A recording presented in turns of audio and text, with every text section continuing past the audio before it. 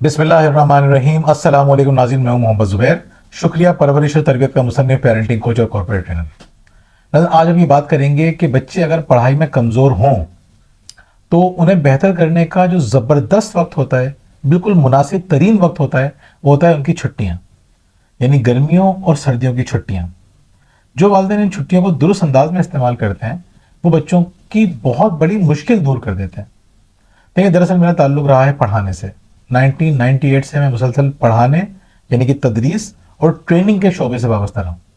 मैंने प्राइमरी के बच्चों को भी पढ़ाया है, सेकेंडरी के बच्चों को भी पढ़ाया है, कॉलेज के भी हज़ारों स्टूडेंट्स को पढ़ाया है, प्राइवेट और गवर्नमेंट यूनिवर्सिटीज़ में भी पढ़ाया है।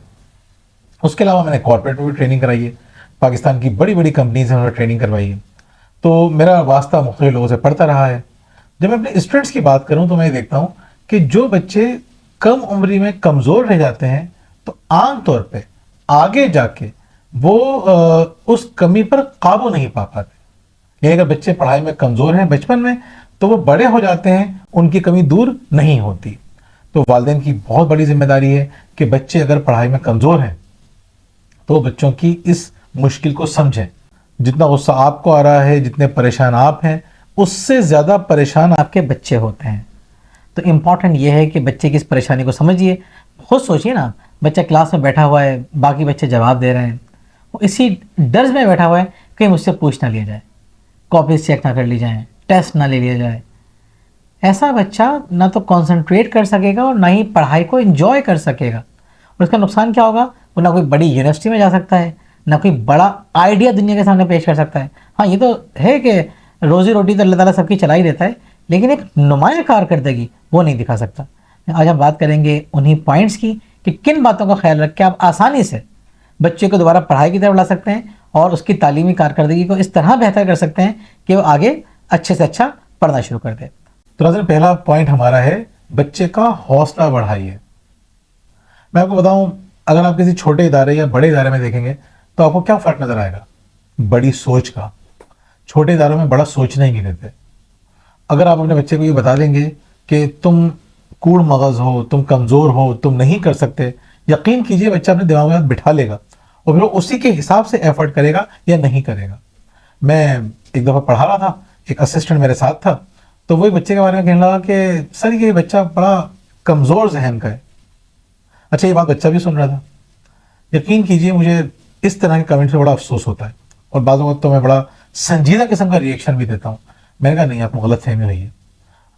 अगर टीचर को पढ़ाना नहीं आता तो इसका जिम्मेदार आप बच्चे को मत ठहराइए।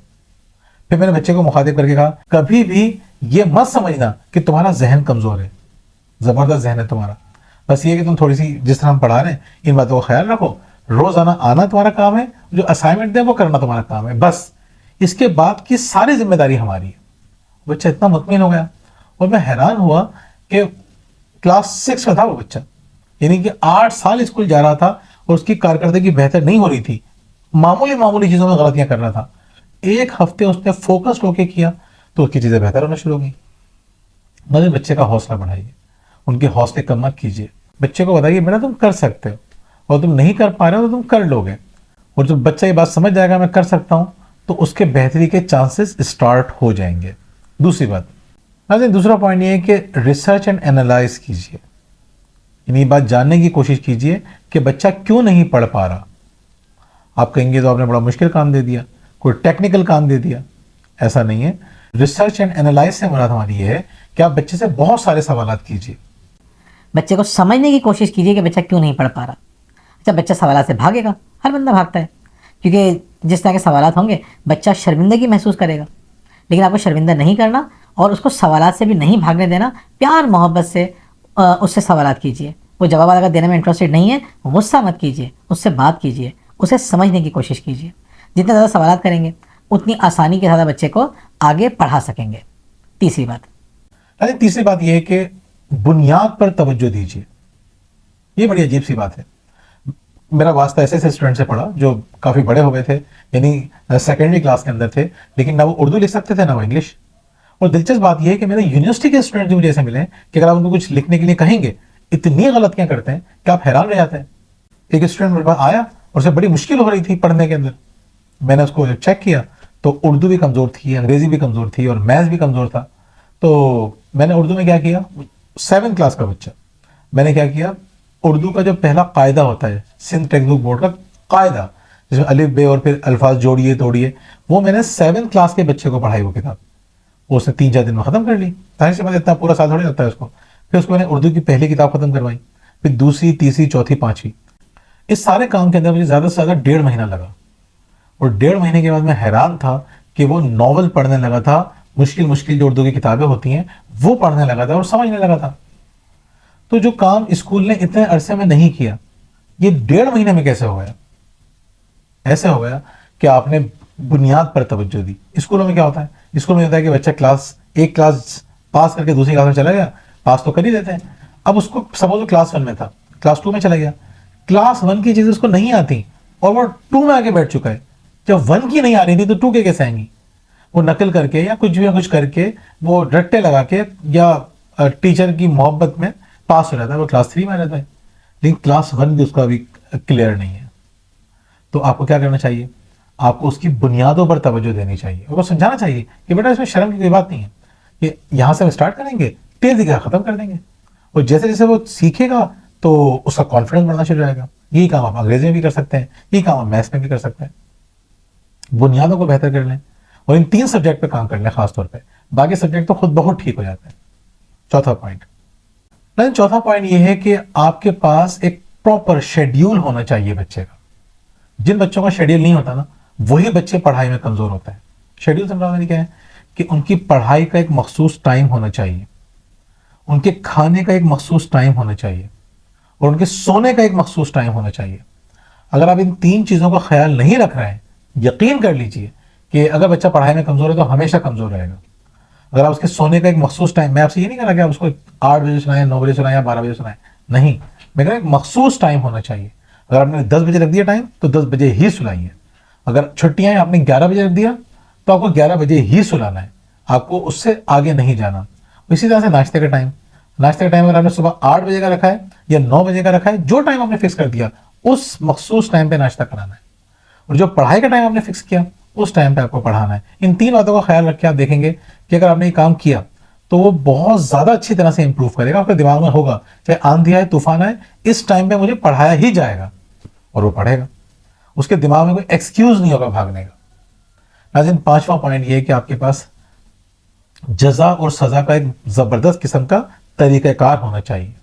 بچہ محنت کر رہا ہے, کوششیں کر رہا ہے, زیادہ ٹائم دے رہا ہے پڑھائی کو, انٹرسٹ لے رہا ہے, آپ اسے اپریشیٹ ہی نہیں کر رہے. انعام کا مطلب سمجھتے ہیں کہ کوئی مٹیریل چیز, وہ بھی ہو سکتی ہے, لیکن اس کی شاباشی, اس کی تعریف کرنا, آپس میں ڈسکس کرنا. جیسے ہمارے بچے اگر کوئی اچھا کام کر رہے ہوتے ہیں تو میں اور وجیہہ مل کے بچوں کے سامنے ان کی اس طرح سے تعریف کرتے ہیں, یقین کیجئے نیکسٹ ٹائم وہ پہلے سے زیادہ اچھا کرنے کی کوشش کرتے ہیں. یہی ہے کہ آپ کو ان کو الگ الگ انداز سے آپ کو ان کو ریوارڈ دینا ہے. اور اگر بچے نہیں کر رہے ہیں تو پھر آپ کے پاس ایک کانسیکوینسز, جس کو ہم سزا کہتے ہیں, سزا اچھا ورڈ نہیں ہے, ہم کہتے ہیں بچے کو اس کی پرائز پے کرنی چاہیے.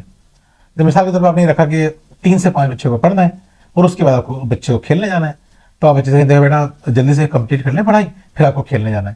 دھمکی مت دیں, جب تک پڑھو گے نہیں کھیلنے نہیں جاؤ گے, یہ بہت بڑا طریقہ ہے. وہ بھی آپ کو دھمکیاں دینا سیکھے گا.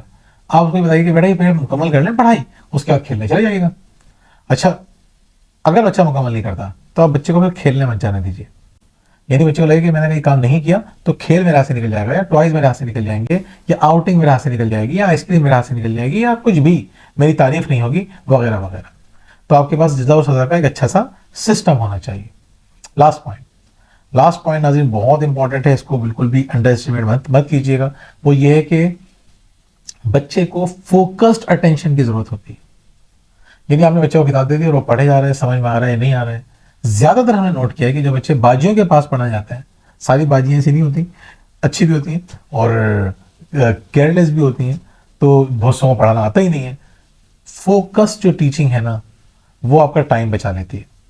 تو آپ خود بیٹھیے یا کسی ایسے ٹیچر سے پڑھوائیے جو فوکسڈ ہو کے لگ کے پڑھائے. تو آپ جب بچے کو بٹھائیں پڑھانے کے لیے تو آپ ساتھ بیٹھ جائیے اور اس کو ایک ایک چیز ایکسپلین کیجیے, سوال کیجیے, پھر پوچھیے, پھر پڑھنے دیجیے.